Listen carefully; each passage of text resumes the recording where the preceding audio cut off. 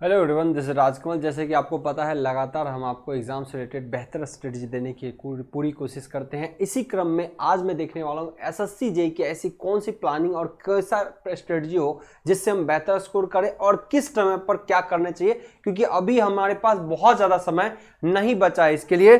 तो इसके दौरान हम क्या क्या कवर करने वाले हैं, सबसे पहले मैं इसकी चर्चा कर रहा हूँ। एसएससी जेईई स्ट्रेटजी, इसमें डिप्लोमा और बीटेक के बच्चों जो एलिजिबल है वो अपनी प्लानिंग कैसे कर सकते हैं अगर इस एग्जाम की तैयारी करते हैं। इनमें खास बात, इसमें सिर्फ हम स्ट्रेटजी टेक्निकल और नॉन टेक्निकल के रिगार्डिंग में बात करने वाला हूं, और वो बच्चे जो ऑलरेडी एसएससी जेईई के बारे में जान रहे हैं, अब उसकी तैयारी की प्लानिंग जो होनी चाहिए उसमें कहां कहां लैग जाता है और कहां कहां बूस्ट करने की जरूरत है, हम उस पर बेहतर स्ट्रेटजी बनाने की कोशिश कर रहे हैं। पहला कि जीके जीएस, बहुत बच्चों का क्वेरी रहता है जीके जीएस की तैयारी कैसे करें। दूसरी हम बात करेंगे टेस्ट सीरीज आपको क्या कब देना चाहिए, अगर आपने कितना % तैयारी कर लिया है, कटअप कितना जा सकता है और एक्सपेक्टेड कटअप हर साल का क्या रहता है, कैलकुलेटर की अनुमति पेपर 1 में होती है या पेपर 2 में होती है, हम इनकी चर्चा करेंगे। सीपीडब्ल्यूडी और एमईएस की अगर बात करें, सबसे बेहतर पोस्ट माना जाता है एसएससी के अंदर, है ना, हम इनकी भी चर्चा करेंगे। और टाइम का मैनेजमेंट, जो आपको अक्सर एग्जाम में देखते हो अपने क्वेश्चंस छूट जाते हैं, तो इसके लिए हम टाइम की मैनेजमेंट किस तरीके से करें, तो ये आज का हमारा मुख्य बातें रहने वाला है इस वीडियो के अंदर। तो चलिए फटाफट इस वीडियो में हम इन बातों की चर्चा एक बार कर लेते हैं। अगर हम बात करते हैं एसएससी जेईई की, तो एसएससी जेईई को सबसे बेहतरीन तरीके से समझना है तो कुछ खास बातों का आप ध्यान यहां पे रखें कि इसमें मुख्यतः 2 पेपर होते हैं एसएससी जेईई में, पेपर 1 और दूसरा होता है आपका पेपर 2। 2 भाग में होते हैं। एक पेपर से दूसरे पेपर के बीच जो गैप होता है, यानी एक प्री और दूसरा मेंस, इनके बीच लगभग 2.5 मंथ का गैप होता है एक पेपर से दूसरे पेपर के बीच। हर एक चीज की पहलू की मैं यहां बात करूंगा। एक पेपर अगर हो जाता है तो इसके 2.5 महीने के एक्सपेक्टेड है कि 2.5 महीने, 3 महीने या 2 महीने भी लेता है। इसी की रेंज में आपको क्या होता है, पेपर 2 होता है। लेकिन पेपर 1 जो होता है फुल्ली एमसीक्यू बेस्ड होता है। ये जो आपका पेपर होगा ये फुल्ली एमसीक्यू बेस्ड होगा, जबकि इसका दूसरा पेपर जो होगा वो रिटेन होता है ना, आपको यहाँ पे लिखना होता है, पर बहुत टफ नहीं है। रिटेन सोच के बहुत टफ नहीं मानना है, बड़ा सिंपल पेपर होता है। अब जब पेपर 1 की चर्चा करूं तो पेपर 1 में भी पार्ट ए और पार्ट बी, हालांकि ये पेपर 200 मार्क्स के होते हैं, 2 घंटे का एक साथ होगा, पर उसमें 2 सेक्शन आपको बटे मिलेंगे, पार्ट ए और पार्ट बी। पार्ट ए जब बात करें तो फुल्ली टेक्निकल नॉन टेक होता है और पार्ट बी फुल्ली टेक्निकल होता है। अब इसमें मैं एक चीज और ऐड कर दूं कि पार्ट ए भी आपका 100 मार्क्स का होगा यहां पर, और पार्ट बी भी आपको कितने मार्क्स का होता है, 100 मार्क्स का, और दोनों मिलाकर कितने का हो गए, 200 मार्क्स, 2 घंटे। अब देखिए बच्चों के सबसे मन में तैयारी, क्योंकि आप तैयारी ऑलरेडी कर रहे हो, अब आपके पास आपको लगता है कि 4 महीना 5 महीने का आसपास टाइम है, इस टाइम में बेहतर यूटिलाइज कैसे करें। तो बहुत बच्चों की सबसे पहले क्वेरी रहते हैं, सर जीके जीएस कैसे करें, है ना, जीके जीएस। तो अब आपको सारी चीजों की पता है। अब जैसे जीके जीएस की बात करें, क्योंकि ये अपने आप में यहां से देखेंगे तो 40 से 50 नंबर, क्योंकि जीके जीएस 43-44 पूछता है, करंट अफेयर्स भी 5-6 नंबर का वेटेज रखता है, तो टोटल 50 नंबर ये, और 50 रीजनिंग का तो हर बंदा लाने की कोशिश करता है। 50 मार्क्स तो एकदम अच्छे से बच्चों के आ जाते हैं एक टेक्निकल बच्चों के लिए, तो यहां किसी को समस्या नहीं है। रीजनिंग का आप हमारे वीडियो भी देख लेंगे तो वहां पे आपको पता 50 में 50 या 45 में 45-46 ला सकते हैं, एक इंजीनियर लाएगा।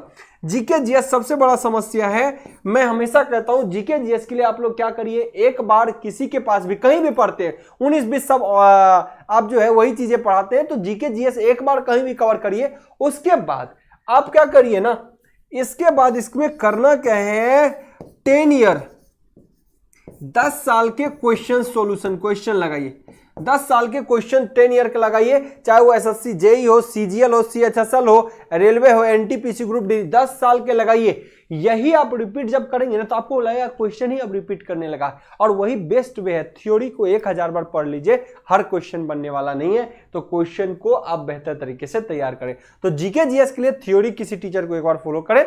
उसके बाद आप क्या करें, एक ऐसा बुक उठाए जिसमें CGL, CHSL, NTPC, RRB, group D सब जगह के क्वेश्चन हो, करंट, जीके जीएस। तो आप अगर ऐसे तैयार करते हैं तो ये सेक्शन बहुत अच्छे से तैयार हो जाएगा। इसके लिए मैं कहता हूं 1 महीना अगर डेडिकेटेड वे में लग दिया जाए तो 1 महीने में तैयार हो जाएगा। इसके अंदर 4 पेपर, 5 पेपर, 6 पेपर, इकोनॉमिक्स लगा दे तो 7-7 पेपर हो जाते हैं। ये सारी आपको इंटरनल बातें जानकारी पता होना चाहिए कि जीके जीएस में आता कौन कौन सा पेपर है।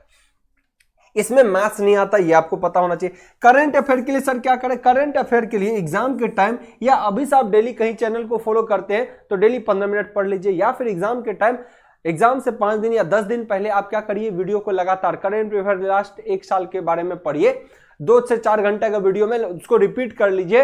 हर करंट अफेयर आपके दिमाग में होगा, एग्जाम में लगने का होगा तो लग जाएगा, नहीं तो कोई बड़ी बात नहीं है। जितने अगर 2-4 भी लग गए 6 में तो आपका काम बन जाएगा, यहां से 2-3 भी बन गए तो करंट अफेयर्स बन जाएगा। अदरवाइज आप लॉन्ग टर्म से अगर 15-15 मिनट डेली देते हो, अभी से देते हो 4 महीना 5 महीना, तो आपका क्या होगा कि करंट अफेयर अच्छे से तैयार हो जाएगा जी। तो ये जीके जीएस की रही प्लानिंग। नाउ अगर मैं यहां से कुछ बात करूं जीके जीएस की किस तरीके से तैयारी करें, और यहां पे आपको इसमें टेस्ट सीरीज भी लगा लेने हैं। इसमें क्या करना है जी, आपको टेस्ट सीरीज भी लगाना है। अब हम टेस्ट सीरीज की बात करते हैं अगर, तो ध्यान रखिएगा, अगर मैं यहां बात करूं टेस्ट सीरीज की, तो जब आपका कोर्स कवर होता है या सब्जेक्ट वाइज भी अगर कवर हो जाते हैं, सब्जेक्ट वाइज भी अगर आप सिलेबस कवर कर लेते हो तो टेस्ट सीरीज जरूर लगाइए। बिना टेस्ट सीरीज का आपका कोई भी सिलेक्शन नहीं होने जा रहा है, चाहे ग्रुप डी लेवल का एग्जाम भी दीजिए, जिसको आप तो अपग्रेड कर रहा है ग्रुप सी में, लेकिन ध्यान रखिएगा कहीं भी सिलेक्शन पाने के लिए टेस्ट सीरीज बहुत इंपॉर्टेंट पहलू होता है, बहुत इंपॉर्टेंट। ओके, चलिए, तो टेस्ट सीरीज आपको लगाना ही लगाना है। अगर आपने सिलेबस को कवर कर लिया या कुछ सब्जेक्ट कवर करिए तो टेस्ट सीरीज लगाइए, या फिर आपका सिलेबस कवर हो गया तो टेस्ट सीरीज लगाना शुरू करिए, एकदम लगाइए। आपका सिलेबस 70% भी कवर हो गया, टेस्ट सीरीज लगाना शुरू करिए। जो नहीं बन रहा उसको एनालिसिस करिए। टेस्ट सीरीज लगाने का ये मतलब नहीं है लगा लिए जितना बना, जितना नहीं बना नहीं, टाइम का मैनेजमेंट वहीं से सीखते हो आप, टेस्ट सीरीज से। टेस्ट सीरीज ही आपको टाइम का मैनेजमेंट सिखाने की कोशिश करता है, लेकिन आपके हर चीज प्रॉपर सेगमेंट में तैयार हो। तो चलिए, टेस्ट सीरीज आपको कब लगाना है जी? अगर आपको पूरी तैयारी है तो भी लगाइए, या सब्जेक्ट वाइज तैयारी होते जा रहे हैं तो टेस्ट सीरीज लगाइए। साथ के साथ प्रीवियस ईयर पेपर भी लगाना है। प्रीवियस ईयर, क्योंकि ये एसएससी जेई को मैं टारगेट कर रहा हूं अभी, तो एसएससी जेई को लेके आपको प्रीवियस ईयर पेपर एकदम लगाने हैं। अगर किसी बच्चे को ऐसा लगता है कि कोर्स कंटेंट उसको नहीं मिल पा रहा, प्रॉपर चीजें नहीं समझ पा रहा है, तो आप इंजीनियर्स प्लेटफॉर्म के यूट्यूब चैनल को, ऐप को डाउनलोड करेंगे, इंजीनियर्स प्लेटफॉर्म ऐप को, और अभी डेडिकेटेड कोर्स भी आपको एसएससी जेई को, specially SSC JE oriented full course live plus recorded के रूप में मिल रहा है। टिल एग्जाम इसकी वैलिडिटी है, तो आपको इसको एंजॉय कर सकते हैं इस कोर्स को। शुरुआती दौर में आपको इसके बेहतर ऑफर्स भी मिलेंगे ना। अगर मैं यहां बात करूं कि और बात क्या ऐसा रह गया सर, कट ऑफ कितना जा सकता है? देखिए, कट ऑफ का निर्भरता जो है हमेशा, कट ऑफ का निर्भरता हमेशा निर्भर ये करता है कि इस बार क्वेश्चंस का लेवल किस तरीके से थे और नंबर ऑफ पोस्ट किस तरीके से, चाहे किसी ब्रांच को, सिविल का हो, मैकेनिकल का हो, या किसी भी ब्रांच का हो, इलेक्ट्रिकल का हो, तो आपको कट ऑफ जो है डिपेंड करता है कि सीट कई बार वेरी करते रहते हैं, कई बार कम आते हैं, कई बार ज्यादा आते हैं। अगर मैं बात करूं तो सिविल की सबसे ज्यादा पोस्टें होती है, उसके बाद इलेक्ट्रिकल वाले का सबसे ज्यादा पोस्टें होते हैं, देन मैकेनिकल वाला। तो ये नंबर ऑफ सीट्स पर निर्भर करता है। लेकिन एक एक्सपेक्टेड कट ऑफ की बात करें, एक एक्सपेक्टेड कट ऑफ की मैं बात अगर कर लूं, तो आपको अमूमन आप देखोगे ये 150 भी कट ऑफ गया हुआ है और 125 भी। अगर इलेक्ट्रिकल की बात करूं तो 125 भी कट ऑफ गया है इलेक्ट्रिकल की, और 150 भी गया है। सिविल वाला का 125 127 तक गया है कट ऑफ, और नीचे 105 तक भी कट ऑफ जा रहा है। इधर कुछ सालों का अगर डाटा हम उठा के देखें तो सिविल, इलेक्ट्रिकल, मैकेनिकल का ऑलमोस्ट, इलेक्ट्रिकल मैकेनिकल का जो है ऑलमोस्ट कट ऑफ यही रहता है ना। लेकिन सिविल वाले का कट ऑफ जो आपका ये रेंज में रहता है। तो अगर मैं इनकी चर्चा करूं, ये कौन सा मार्क्स सर है? ये है आपका नॉर्मलाइज्ड मार्क्स। कौन सा? Normalized marks. अब नॉर्मलाइज्ड मार्क्स क्या होता है और रो मार्क्स क्या होते हैं? दो तरीके के मार्क्स होते हैं, एक नॉर्मलाइज्ड मार्क्स, एक होता है रो मार्क्स। तो रो मार्क्स वो होते हैं जो एक्चुअल में आप लाते हो। एक्चुअल में मतलब अगर आपने 70 में 10 गलती कर दिए तो बच्चे 60 मार्क्स, और 10 गलती करने के अगर जो मान लो कि आपके 3 नंबर कट गए, लेट्स एग्जांपल, तो आपके कितने बचे? 57 मार्क्स। ये हुआ रो मार्क्स, एक्चुअल मार्क्स। और अगर आपने 57 तो लाए, ये तो 57 मार्क्स लाए सपोज दैट, 70 में 10 गलती करके। उसके बाद नॉर्मलाइज में क्या होता है, ये डिपेंड करता है शिफ्ट बाय शिफ्ट। नॉर्मलाइज में क्या होते हैं कि अगर शिफ्ट बाय शिफ्ट पेपर का टफनेस ज्यादा हो गया, आपका टफनेस ज्यादा है पेपर का और किसी और का टफनेस कम है, तो आपका टफनेस ज्यादा है तो यही 57 नंबर हो सकता है 65 नंबर हो जाए, यही हो सकता है आपका 70 नंबर हो जाए, और यही हो सकता है कि 58 नंबर ही हो। तो ये डिपेंड करता है क्वेश्चंस के टफनेस पे। ओके, तो हमेशा ये जो कटअप जा रहा है 150 या 125, ये नॉर्मलाइज मार्क्स है। इसका मतलब मैं ये कहूं कि हमारा टारगेट जो रो मार्क्स का होगा, उसके बाद चाहे वो नॉर्मलाइज कुछ भी हो जाए, तो हमारा 140 प्लस का टारगेट होना चाहिए। ये टारगेट 140 प्लस का स्कोर करने का होना चाहिए, ताकि नॉर्मलाइज होकर 150 हो जाए तो हमको बहुत ज्यादा बेनिफिट होगा। 140 का अपना टारगेट होना ही चाहिए। ये 140 कितने में सर टारगेट करना आपको? 200 मार्क्स में पेपर 1 के अंदर ये आपका टारगेट हमेशा होना चाहिए, तभी आप अचीव कर सकते हो बहुत बेहतर। जबकि सिविल वाला का टारगेट कितना होना चाहिए सर? अगर सिविल की बात करूं तो इसके टारगेट कितने होना चाहिए? अगर ये 125 का टारगेट रखता है तो इसके लिए बेस्ट है। 125 का ये बंदा अगर टारगेट रखता है तो इसके लिए बेस्ट है। जबकि इलेक्ट्रिकल और मैकेनिकल के लिए टारगेट ये होना चाहिए। अब ये अचीवमेंट कैसे होगी, ये इतने स्कोर कैसे किए जा सकते हैं और कहां से किए जा सकते हैं, इनकी भी चर्चा होनी चाहिए। इनकी भी चर्चा बिल्कुल बराबर होना चाहिए जी। बिल्कुल, आपको इतना स्कोर करने के लिए टेक्निकल सेक्शन में, आपको टेक्निकल सेक्शन में ये ध्यान रखना है कि यहां पर 75 से 80 मार्क्स स्कोर करने हैं मिनिमम।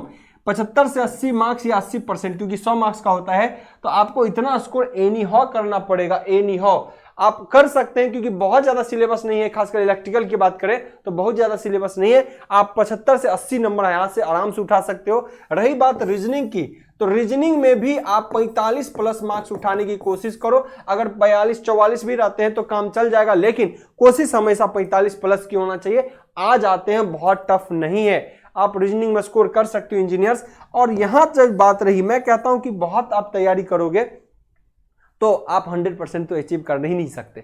आपने चाहे नॉन टेक, सीजीएल, सीएचएसएल की भी तैयारी कर ली, आरआरबी की तैयारी कर ली, फिर भी अगर इसमें 50 नंबर में कोई कहेगा कि 50 ले आएंगे, तो कभी संभव नहीं है। जबकि रीजनिंग में ऐसा संभव होता है। तो आपको टाइम इस तरीके से यहां पे देना है कि हमको पता ही है कि बहुत ज्यादा भी पढ़ेंगे तो मुझे 40-42 नंबर आना है, कमो पढ़ेंगे तो 35 नंबर आना है, तो उसी अनुसार से थोड़ा कम ही पढ़ेंगे। ऐसा नहीं कि पूरे 6 महीना इसी पे लगा दिया, नहीं, इस तरीके से पढ़ेंगे कि यहां से कितना मार्क्स आ जाए जी, 35 नंबर आ जाए। यहां से कितने मार्क्स आ जाए? 35 नंबर। और यहां से कितना आ जाए? 45 नंबर। दोनों मिलके कितना हो गया जी आपका? 40, 30, 80 और एक 90 नंबर यहां से हो गए। कितने नंबर बैठ रहे हैं आपको? यहां से 90 नंबर दिया दोनों मिलके। यहां से टोटल अगर बात करें तो 90 मार्क्स बैठ रहे हैं। ओके, 90 बहुत शानदार नंबर है। अगर हमने 4, 3, 7, 17, 80 नंबर बैठ रहे हैं, सॉरी, यहां से कितने नंबर आपके बैठ रहे हैं जी? 80 नंबर बैठ रहे हैं सर। वेट, यहां से आपके कितने नंबर बैठ रहे हैं जी? 80 मार्क्स बैठ रहे हैं। तो नॉनटेक से आप 80 ला सकते हो। इसमें लिमिटेड टाइम ही देना। 35, 50 में 35 लाना हम मानते हैं कि बहुत अच्छा ही स्टूडेंट ला सकता है, जो पूरा डेडिकेटेड होगा वो 40 भी ला सकता है। लेकिन एक नॉर्मल बच्चा जो बहुत एफर्ट्स नहीं ला सकता, लेकिन आपको इतनी एफर्ट्स लगानी पड़ेगी, पहले से कमजोर नहीं होना, आपको एफर्ट्स अगर लगानी है तो आप यहां से 35 नंबर ला सकते हो, 33 भी ला सकते हो। तो ऑन एन एवरेज आप 80 मार्क्स या 75 मार्क्स यहां से गेन करना पड़ेगा। और स्थिति खराब होगी अगर आपने 30 नंबर भी यहां से लाया। ये बहुत बुरी स्थिति के लिए बोलता हूं। पहले आपको टारगेट 30 करोगे तो ये 25 ही आएगा, इसीलिए 30 मिनिमम स्थिति, बहुत बुरी स्थिति में आना है। और यहां से अगर 45 लाते हो तो आपको तब भी मार्क्स बनेंगे यहां से क्या? 75। और यहां का भी 75 नंबर आप ऐड कर दोगे तो आप 150 नंबर लाने में सक्षम हो। 150 नंबर आप ला सकते हैं और 150 नंबर क्वालिफाई के लिए बहुत बेस्ट स्कोर है। 150 अगर रो मार्क्स आ रहे हैं तो हो सकता है नॉर्मलाइज होकर 155 आ जाए। अब किसी किसी बच्चे के नॉर्मलाइजेशन मार्क कभी 1 नंबर भी नहीं बढ़ते, पॉइंट में बढ़ते, तो वो कृपया कमेंट नहीं करेंगे कि सर हमारे तो 1 ही नंबर बढ़ते हैं, आप तो कह रहे हो 5 नंबर। ये डिपेंड करता है आपके शिफ्ट कितने आसान और कितने टफ थे, उस पर निर्भर करता है। ओके ना, एक बात और मैं बता दूं, इसमें कोई आरआरबी के तरह कोई भी ऐसा पेपर नहीं है जिसमें क्वालिफाई कर गए तो इसके मार्क्स नहीं जुड़ेंगे। यहाँ पेपर 1 के भी मार्क्स जुड़ते हैं और सबके जुड़ते हैं, पेपर 2 के भी मार्क्स जुड़ते हैं और सबके जुड़ते हैं। ठीक है, क्वालिफाइंग नेचर कोई भी नहीं है, सब आपको क्वालिफाई करना होता है। रही बात मेंस की, तो मेंस में भी आपको 300 नंबर के पेपर होंगे, 2 घंटे का होगा। यहां भी टारगेट आपको होना चाहिए, अगर सिविल और मैकेनिकल और इलेक्ट्रिकल से है, किन से है ध्यान से समझिएगा। अगर आप मैकेनिकल और इलेक्ट्रिकल से हैं, मैकेनिकल या इलेक्ट्रिकल से हैं, तो हमेशा 200 या 200 से ज्यादा लाने की स्कोर यहां पे कोशिश होनी चाहिए, तभी आपको बेहतर पोस्ट मिलते हैं। जैसे हमने लिखा था CPWD या MES एक बेहतर पोस्ट है, है ना, जो कि CPWD में खासकर शहरों में पोस्टिंग होती है, बहुत अच्छे अच्छे जगह पोस्टिंग होगी, है ना। लेकिन MES जो होते हैं मिलिट्री इंजीनियरिंग सर्विसेज, ये खासकर आपको आर्मी कैंपस में आपको देखने को मिलेगा इसकी जॉब। ये अच्छे पोस्टें मानी जाती है और बच्चे इसको प्रीफर भी करते हैं, इसके लिए कटअप ज्यादा जाता है। तो ऑब्वियसली आपको ऐसे कंडीशन में इलेक्ट्रिकल वाले को यहाँ पे 200 से भी कम, अगर आपको CPWD चाहिए तो हो सकता है 200 से आपको 220 प्लस लाना पड़ेगा, 220 लाना पड़ेगा 300 में। कितने में? 300 में। जबकि यही सिविल इंजीनियरिंग वाले की बात करूं, सिविल इंजीनियरिंग वाले का अगर वो 200 लाते हैं तो बहुत बल्ले बल्ले। आपको पता होगा 100 नंबर पे, बहुत पहले की बात है, 110 नंबर पे 300 में अगर बच्चे लाते थे तो वो क्वालिफाई करते थे सिविल में। खैर उनकी बात तो अलग है। जब सिविल वाला बच्चे को अच्छे पोस्ट चाहिए तो 200 नंबर उसको मेंस में लाना पड़ेगा सिविल इंजीनियरिंग वाले बच्चे को। हालांकि 200 ज्यादा, अब तो धीरे धीरे ट्रेंड इस तरीके से हो रहा है कि बच्चों की क्वालिटी बढ़ रही है, ऑनलाइन शिक्षा से, ऑनलाइन एजुकेशन इस तरीके से बढ़ रहा है कि लोगों की तैयारी का लेवल काफी बढ़ रहा है। तो आपको हालांकि डे बाय डे कटअप और ज्यादा बढ़ते जाएंगे, लेकिन 200 सिविल वाला में चल जाएगा, ठीक ठाक पोस्टें उधर, क्योंकि 125 उधर भी ला रहा है ना, और 200 इधर भी लाएगा तो अच्छा स्कोर कर जाएगा। 2 घंटा का ही समय होता है ना। अब एक और क्वेरी है इसमें आपका कि क्या कैलकुलेटर अलाउ है। तो देखिए आपको पेपर 1 में, चाहे ये हो या ये हो, इस पेपर 1 में कैलकुलेटर अलाउ नहीं है, calculator not allowed, calculator not allowed. यहां पर कैलकुलेटर अलाउड, यहां पे कैलकुलेटर क्या है, मेंस वाले पेपर में जो होते हैं आपको कैलकुलेटर अलाउ होता है, जबकि आपका पेपर प्री 1 में यानी पहले वाले पेपर में आपको कैलकुलेटर नॉट अलाउड नहीं होता। और हम बात कर लेते हैं और ऐसा क्या है, टेस्ट सीरीज कब देना चाहिए, क्लियर है, कटअप कितना जाएगा और एक्सपेक्टेड कटअप आपको टारगेट करना है, क्योंकि कटअप जो है वेरी करता है, कभी 125 तो कभी 150 भी गया है मैक्सिमम। ओके चलिए, कैलकुलेटर अलाउड की बात होगी। CPWD जो पोस्टें होती है और MES जो है सबसे बेहतर पोस्ट में, चुनिंदा पोस्टें में होती है, तो बच्चे इसको प्रीफर करते हैं। एक चीज और मैं बता दूं, यहाँ पे CPWD एक ऐसी पोस्टें हैं, ध्यान रखना, CPWD एक ऐसी पोस्टें हैं जिसमें आपको डिप्लोमा के साथ, है ना, डिप्लोमा के साथ आपको क्या चाहिए जी, डिप्लोमा के साथ 2 साल का एक्सपीरियंस चाहिए। क्या चाहिए? 2 साल का एक्सपीरियंस। अदरवाइज यहां पर सिर्फ और सिर्फ बीटेक अलाउ, अदरवाइज यहां पर सिर्फ और सिर्फ क्या है, बीटेक अलाउ। अगर आपको डिप्लोमा के साथ 2 साल का अलाउ नहीं है, 2 साल का एक्सपीरियंस नहीं है, तो आप MES की पोस्टें नहीं फाइल कर सकते, आप सिर्फ और सिर्फ बीटेक वाला ही उसको उस पोस्ट को ले सकते हैं। टाइम का मैनेजमेंट कैसे किया जाए, एग्जाम में सबसे ज्यादा इंपॉर्टेंट होता है टाइम का मैनेजमेंट। टाइम का मैनेजमेंट नहीं है तो आपके क्वेश्चन छूट जाएंगे। तो इसके लिए टाइम में गति, यानी वही एग्जाम आपका कितना अच्छा जाएगा और कितना कम टाइम में ज्यादा करोगे, ये आपके एक्यूरेसी, ये आपके नॉलेज, ये आपके तैयारी पर निर्भर करता है। कलम तभी ज्यादा चलेगा जब आप अच्छे तैयार है, कलम ऑटोमेटिक स्लो चलेगा जब अच्छे से तैयार नहीं है, अच्छे से प्रैक्टिस नहीं कर रखे। ओके सो इस चीज के लिए GK GS के लिए आपको जो है इस तरीके से तैयार करना है कि मेरा 50 में 35 नंबर आ जाए। कितना? 50 में 35 नंबर आ जाए। तो यहां पर कितना टाइम एग्जाम में सर लगाया जाए, अगर हम बात करें कि सर इस एग्जाम के लिए अगर हम बात करें तो कितना वक्त देना पड़ेगा, तो एक ध्यान रखें, GK GS के लिए अगर मैं सिर्फ चर्चा करूं, यहां पे समझिए, अगर मैं सिर्फ बात करूं GK GS करंट अफेयर्स के लिए, इसको 10 मिनट देने आपको, इससे ज्यादा नहीं। एग्जाम में 10 मिनट से काम चल जाएगा, यहाँ पे 10 मिनट अगर देते हो तो काम चल जाएगा।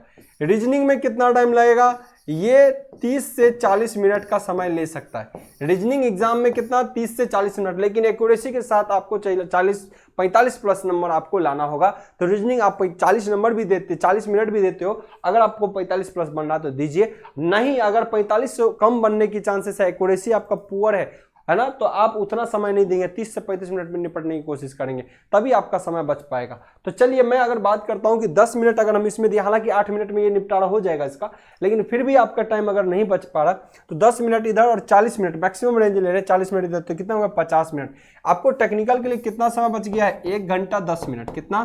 1 घंटा 10 मिनट। 1 घंटा 10 मिनट आपको टेक्निकल के लिए एनी हाउ बचा के रखना है, और टेक्निकल में मैक्सिमम एक्यूरेसी के साथ इतना % क्वेश्चन आपको सॉल्व कर देना है। आपकी बल्ले बल्ले आपका एग्जाम बेहतर तरीके से हो जाएगा। इस तरीके की एक बेहतर स्ट्रेटजी प्लानिंग आप लोग के लिए हमने किया हुआ है कि कहीं से कोई समस्या नाम की चीज ना रह जाए। ना ये तो उन बच्चों के लिए हुआ जिनकी तैयारी लगातार बेहतर तरीके से चल रहा है, लेकिन जिनकी तैयारी नहीं चल रहा है, अभी भी मिस कर रहे हैं, तो आप इंजीनियर्स प्लेटफॉर्म के ऐप को डाउनलोड करके SSC JEE का dedicated course, full course live plus recorded based on SSC JEE exam pattern, animated class मिलेगा। एग्जाम की वैलिडिटी टिल एग्जाम तक होगी इस कोर्स की वैलिडिटी। आप कांटेक्ट कर सकते हैं इस दिए गए नंबर पे।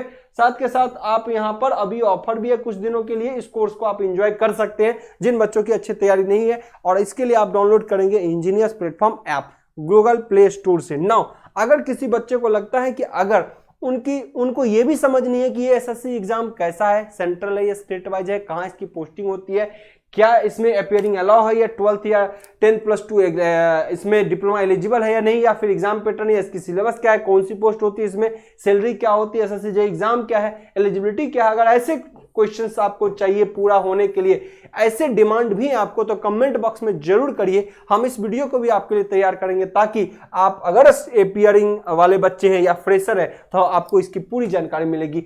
अभी वाला एग्जाम ये जो था एक प्रॉपर स्ट्रेटजी था जिससे आपको ये पता चल पाए कि आपकी तैयारी किस तरीके से है, आप एग्जाम में कूदने वाले हो। तो एक बेहतर प्लानिंग है, बेहतर स्ट्रेटजी है, और हम एक वीडियो आपके लिए लाने वाले हैं जिसमें ये बताएंगे कि ये एग्जाम क्या है और इसमें क्या क्या चीजों की जरूरत होती है। ओके, आज के लिए इतना ही। Best of luck, thank you.